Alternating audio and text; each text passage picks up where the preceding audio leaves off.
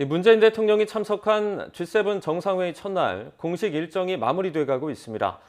문 대통령은 스가 일본 총리와 처음 만나 가벼운 인사를 주고받았습니다. 한일 정상 간의 깜짝 회담이 기대됐지만 아직 성사 소식은 들리지 않고 있는데요.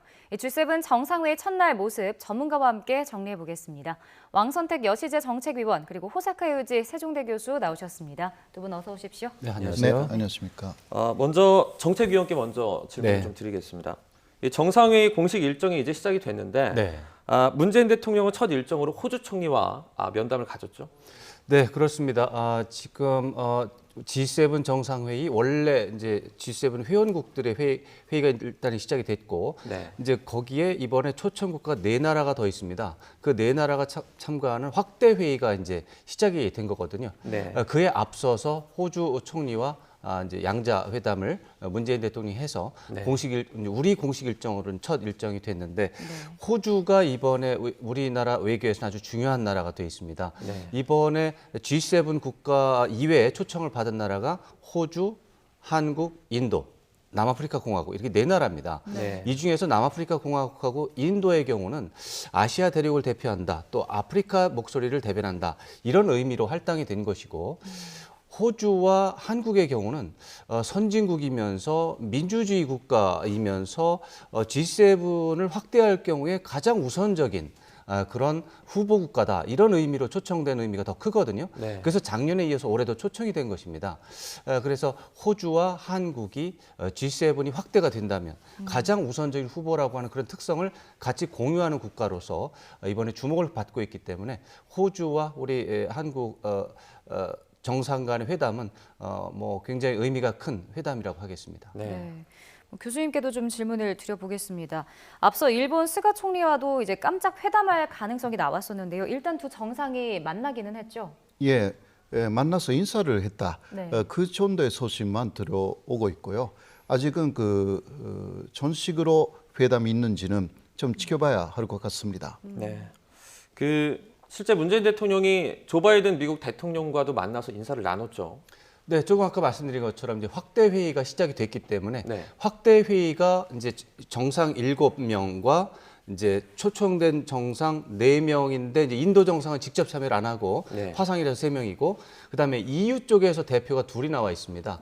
그래서 한 12명 정도가 앉는 그런 이제 테이블에 같이 앉은 것이죠. 그러니까 이제 대면은 된 거고 인사도 하는 것인데 사실은 이제 그렇게 물리적으로 봤다 안 봤다 이런 것보다 더 중요한 것은 한미 정상회담을 하고 정상회담을 한 이후에 이제 다자회담에 들어왔다라고 하는 사실이죠.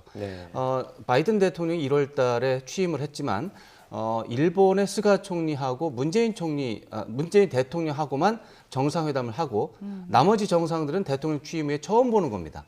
그런 차원에서 문재인 대통령 훨씬 더 편안한 마음으로 다자 정상회담에 참여할 수 있고 그것도 어떻게 보면 G7 멤버가 아닌데 초청을 받아서 이렇게 갔다라고 하는 것은 문재인 대통령 입장에서는 외교를 하는 데 있어서 좀 편안한 분위기에서 특히 바이든 대통령의 지원을 받아가면서 회담에 참석하고 있다 이런 특징을 말씀드릴 수가 있겠습니다.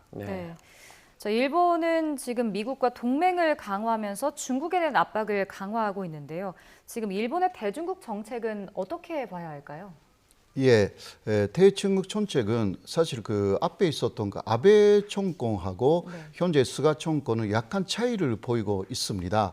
아베 정권 때는 인도 대표한 전략라는 것을 오히려 일본 쪽에서 만들어서 당시에 오바마 정권이 그것을 수용했습니다.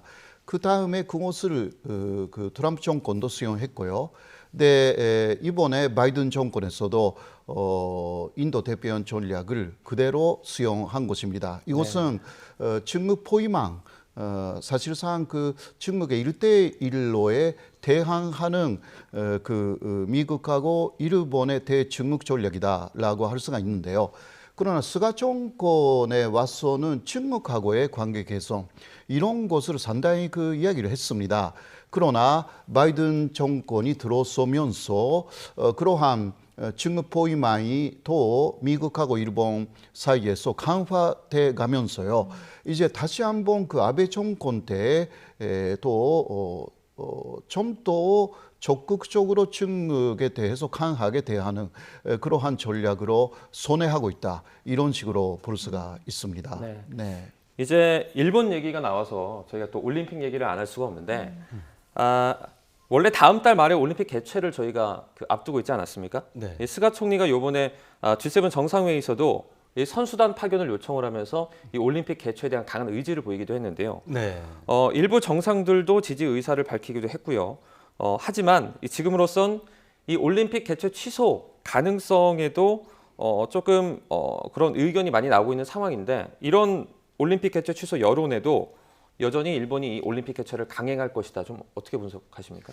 스가 총리는 확실히 강행하겠다라고 하는 의지를 이번에 다시 한번 확인을 한 것 같습니다. 네. 이번 G7 정상회의를 올림픽 개최 강행을 하는 분위기를 좀 더 돋구는 그런 계기로 활용을 하자.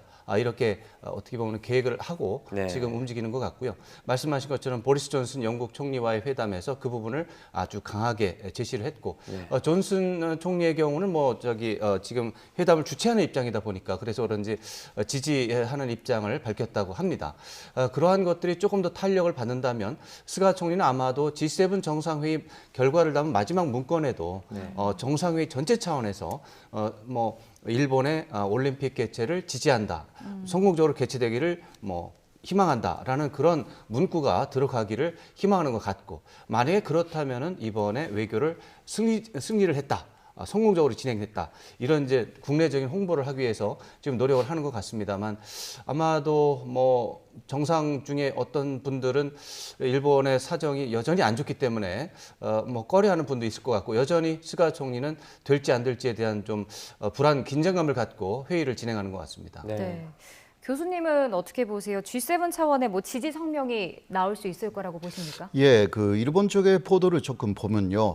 그 가능성이 있다. 이런 식으로 나와 있습니다. 네. 이유는 이번에 G7 자체가 중국에 대한 압박을 좀 전체적으로 성명에 좀 담자. 이러한 미국 쪽의 생각을 많이 반영할 것 같다. 이런 이야기입니다.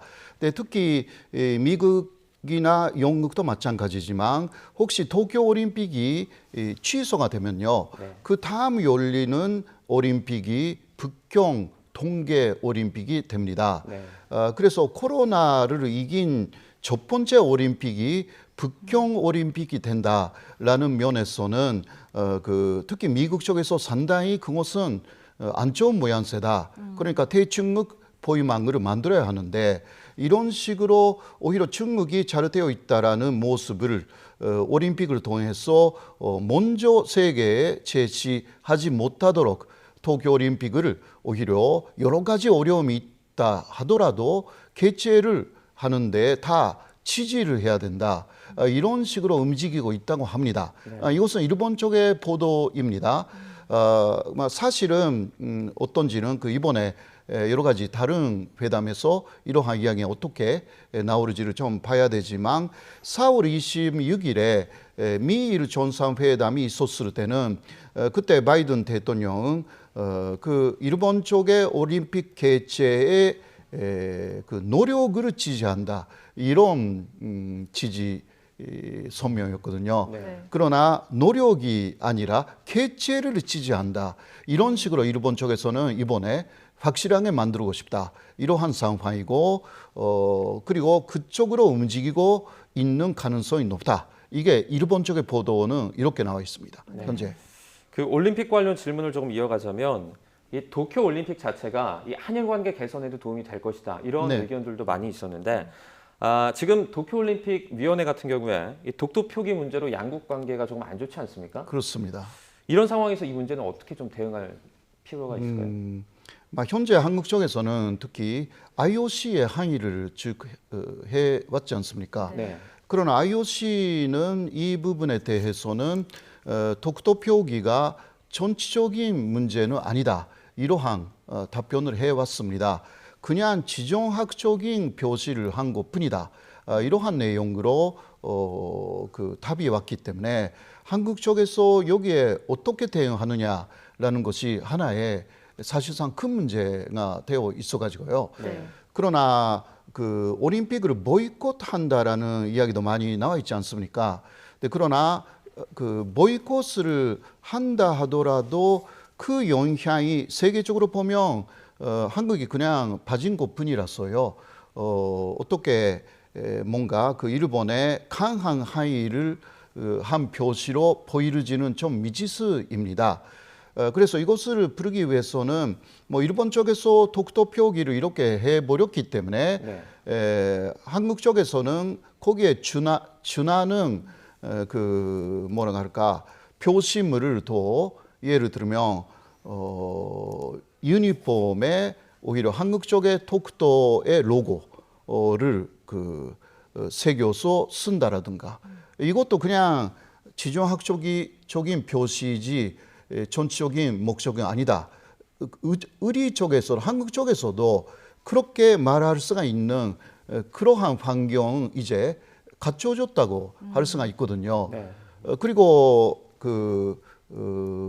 거기 한반도기에도 독도를 표시하여서 이제 사실 써도 이것은 지정학적인 표시다라고 말할 수가 있는 그러한 그 상황을 오히려 IOC가 만들어준 셈이기 때문에 이것을 어떻게 판단하느냐. 그러니까 보이콧은 별로 효과적인 그 뭐라 할까 그 정책은 아니라고 저는 개인적으로 생각을 하는데요. 물론 마지막 카드로 쓸 수는 있지만 그러나 아직은 그것을 뭐 이야기할 것이 아니라 기타 여러 가지 정책을 많이 쓸 수 있는 그러한 부분들이 꽤 많이 있다. 저는 그렇게 생각하고 있습니다. 저희가 독도 표기 관련해서 질문을 하나만 더 드리자면 저희가 지난 평창 동계올림픽 때는 일본의 의견을 받아서 그 독도 표기를 저희가 이렇게 빼는 과정도 있지 않았습니까?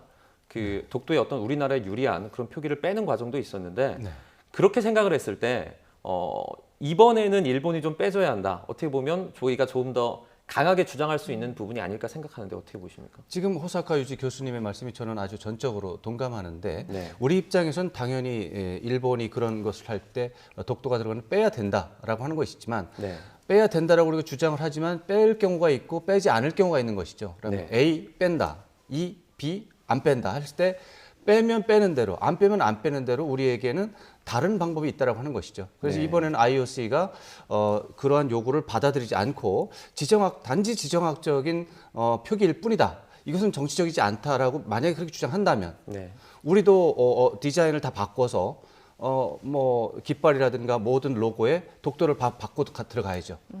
그러면은 우리 입장에서 오히려 더 낫죠. 그게 예전에는 그렇게 했을 때 그 정치적인 거라고 해서 비판받은 적이 있었거든요. 그 세계 아마 축구 대회였던 것으로 기억을 하는데 그럴 때 우리가 제재를 받은 적이 있었는데 그런 것들이 무효가 되면서 앞으로 이제 국제 무대에서 우리가 독도를 표기한 상태로 나갔을 때 이제 국제사회는 우리를 뭐라고 할 수 없고 일본도 그렇게 하겠지만 우리가 조금 더 그런 것들을 효과적으로 할 수 있기 때문에 단지 우리가 뭐 어느 한쪽이 이겼다 졌다 이런 것을 그렇게 결정하지 말고 일본이나 국제사회의 흐름에 따라서 왼쪽으로 가면 우리도 왼쪽으로 가고 오른쪽으로 가면 우리도 오른쪽으로 가면 되겠습니다. 그래서 저는 이번에 큰 문제는 없고 우리가 대응만 잘하면 된다.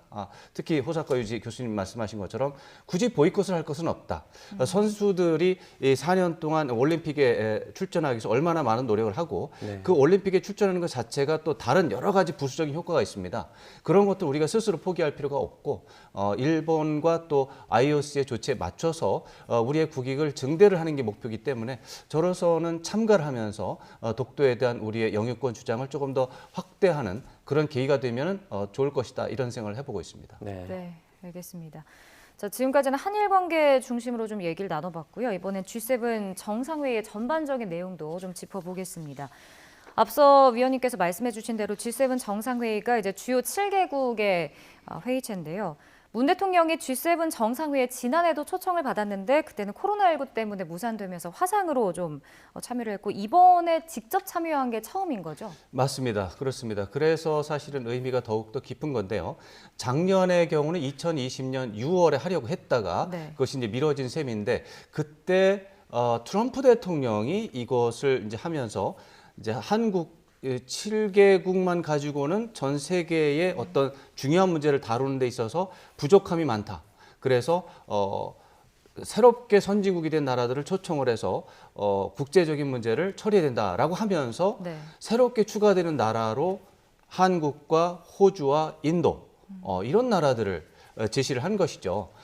그런 차원에서 굉장히 그때 한국이 굉장히 위상이 높아졌다 이런 이제 평가가 있었는데 그것이 결국 무산이 됐고 이제 올해로 그대로 이어져서 한국과 호주가 이제 또 다시 초청을 받은 것인데 이런 것들은 과거 G7의 발전 과정을 보면 G7이 앞으로 확대될 수 있고 확대되는 G7에는 한국이 들어갈 수 있다라는 것을 표시하는 부분이라서 굉장히 의미가 깊습니다. 네. G7이라고 하는 것 자체가 1973년에 시작이 됐다고 볼 수가 있어요. 뭐 사람에 따라서 75년에 시작이 됐다는 사람도 있는데 73년에 시작이 됐을 때 G7은 G4였습니다.